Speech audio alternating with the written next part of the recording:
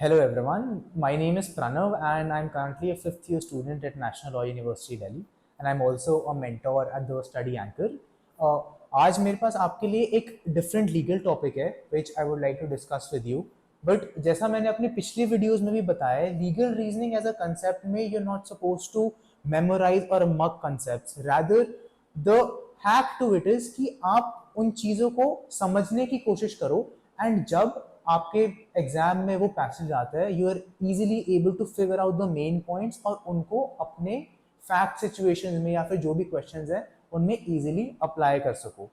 तो आज जो मैं आपके साथ टॉपिक डिस्कस करने वाला हूँ that is about the transfer of property act and the basics of the sale of goods act. इस वीडियो को देखने के बाद आपको इन एक्ट्स को पढ़ने में या समझने में या फिर जब भी आपको इन एक्ट्स के बारे में कोई भी क्वेश्चन आएगा you will not feel unfamiliar क्योंकि the terminologies the basic concepts I will be discussing with you.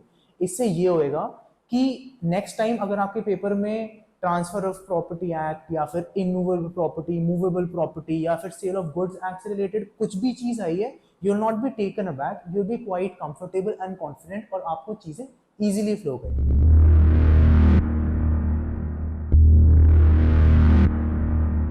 Coming to the point, as you know that the Transfer of Property Act by its very name deals with the transfer of both movable and immovable properties between the living persons. Now this aspect of living persons becomes quite important क्योंकि living persons में companies, different corporations also form a part. As you know, एक company की एक separate legal identity होती है। So even though for someone who does not engage into legal technicalities उन्हें लगे कि एक कंपनी एक लिविंग पर्सन कैसे हो सकता है, however under the act a company and a corporation have also been recognised as a living person. Therefore if company A transfers some form of an immovable or a movable property to company B, that is absolutely valid under the Transfer of Property Act of 1882. Some terms जो आपको जरूरी है इस sense में समझने के लिए is the differentiation between an immovable property and a movable property.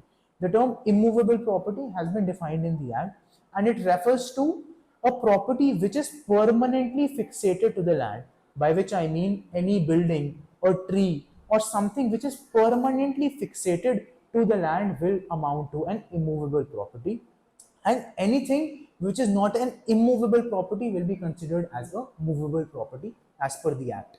A few other things जो आपको जानना जरूरी है and there's a possibility कि इस उसमें question आ जाए because there are like small differences which come into place here are things like pledge, mortgage and hypothecation. So what happens in a pledge is that there's a very important element of security. Pledge में क्या होता है कि एक movable या immovable property is given from a person to the other person for the purpose of securing a debt, by which I mean मैं आपको एक पर्टिकुलर प्रॉपर्टी दे रहा हूं and I am taking some form of money in in exchange of that, and मेरी जो property मैंने आपको दी है that acts as a security. Pledge में the most important thing is that the possession is transferred from the pledger to the pledgee. This is different from hypothecation. Hypothecation में क्या होता है कि पोजेशन ट्रांसफर नहीं होती एंड ओनरशिप भी transfer नहीं होती। So the difference between pledge and hypothecation is pledge में पोजेशन ट्रांसफर हो रही है, ओनरशिप ट्रांसफर नहीं हो रही है। हाइपोथिकेशन में प्लेज और ओनरशिप दोनों ही ट्रांसफर नहीं हो रही है। Now the third element is that of mortgage. Mortgage is basically a security being created in an immovable property for the purposes of securing a debt. And इस situation में भी यही होता है कि एक immovable property specifically रखी जाती है as a charge for the purposes of securing a debt. Now जो mortgage होता है वो भी different types के हो सकते हैं जिसमें या तो ट्रांसफर होता है प्रॉपर्टी का या फिर ट्रांसफर नहीं होता प्रॉपर्टी का, and they largely are of 6 types. But I feel from the perspective of your CLAT exam आपको इतनी डेप्थ में जाने की जरूरत नहीं है. All you need to understand is what is the concept of mortgage, immovable property and movable property, and that should be enough. इसके बाद transfer of property act in general talks about कि अगर प्रॉपर्टी ढंग से transfer नहीं हुई तो उसका इफेक्ट क्या होगा, transfer between a person who is of unsound mind or a minor, what is the effect of it, is it void, is it voidable, and it the act encompasses all the perspectives with respect to कि transfer कैसे property कैसे transfer होंगी, उनमें क्या restrictions हैं और कौन कौन सी प्रॉपर्टी वॉइड है.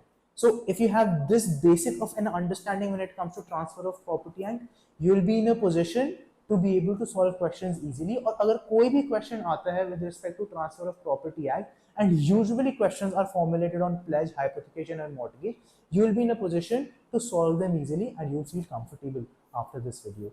All the best and keep learning.